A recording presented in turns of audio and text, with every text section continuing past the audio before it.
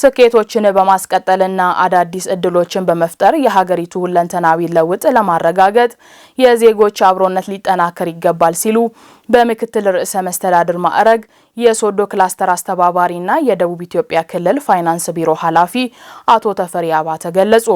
ኢትዮጵያ በምክክርና በሽግግር ፍትህ ቁርሾችን እየሻረች ትልሟን እያሳካች ትገኛለች ያሉት ደግሞ የክልሉ ፕላን ልማት ቢሮ ኃላፊ አቶ ፍቃደ ስላስ ቤዛ ናቸው።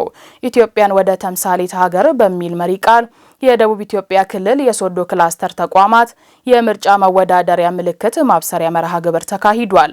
መስከረም ጌታቸው በመድረኩ ተገኝተው ንግግር ያደረጉት በምክትል ርዕሰ መስተዳድር ማዕረግ የሶዶ ክላስተር አስተባባሪና የክልሉ ፋይናንስ ቢሮ ኃላፊ አቶ ተፈሪ አባተ ብልጽግና ፓርቲ ያለፉ ስኬቶችን በማጽናት አዳዲስ እድሎችን እየፈጠረ መምጣቱን ገልጸዋል። ፓርቲያችን ብልጽግና ያለፉ ስኬቶችን የማጽናት ስብራቶችን የማረምና ሌሎች አዳዲስ እድሎችን የመፍጠር ጥበብ ያነገበ ፓርቲ በመሆኑ አገራችን ዛሬ ላይ በሁሉም መስኮች ለውጥ እያስመዘገበች ትገኛለች።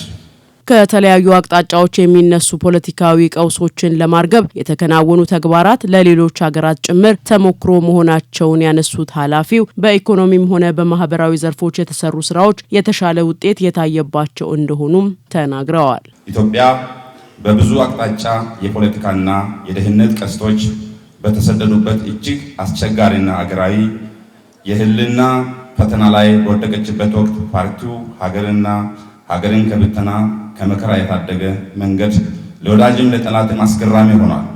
በዚህ የተነሳ የሚያነሳቸው የብልጽግና የልማትና የሰላም ጥሪዎች በብዙ ዘንድ ተቀባይነት ማግኘታቸው በዓለም ላይ ስሟን ታሪካዊ አድርጓታል።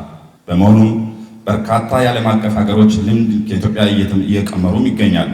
ጥራት ያለው የኢኮኖሚ እድገትና የጋራ ብልጽግና የሚያረጋግጥ የኢትዮጵያ ነባራዊ ሁኔታ ያገናዘበ ገበያ መር ኢኮኖሚ ስርዓት በመገንባት አካታች ዘላቂ ኢኮኖሚ እድገት የሚያረጋግጥ የብዝሃ ዘርፍ ልማት ስትራቴጂ በመንደፍ በመተግበር በርካታ ውጤቶችንም አስመዝግቧል።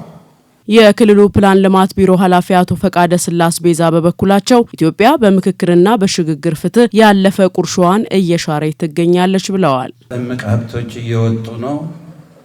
የኢትዮጵያ ጂኦፖለቲካል ቁመና እየተቀየረ እንደሆነ ብዙ አመላካች ነገሮች አሉ። ሀገር በምክክርና በሽግግር ፍትህ ቁርሾዋን እየሻረች እንደሆነ እንረዳለን። የነገዋን ኢትዮጵያ ርቆ የሚያይ ትውልድ በማፍራት በብዙ ሁኔታዎች ሀገሪቱ ራሷን የመቻል ውጥኗን እያሳካች ትገኛለች ሲሉ ማክለዋል። አቶ ፈቃደ ስላስ ዛሬ ላይ ሆነን የነገዋን ኢትዮጵያ የሚተልም ትውልድ ማፍራት ችለናል ብለን እናምናለን። ስለዚህም ኢትዮጵያ በብዙ ነገሮች ራሷን የመቻል እቅዷን እያሳካች ነው። ጉዞ በውጤት ተጀምሯል። ይህን የተጀመረ ጉዞ ውጤታማ ጉዞ ለማድረግና ይበልጥ ለማሳካት ብልጽግናን መምረጥ ወሳኝ ወደ ሆነበት ምዕራፍ ላይ ደርሰናል።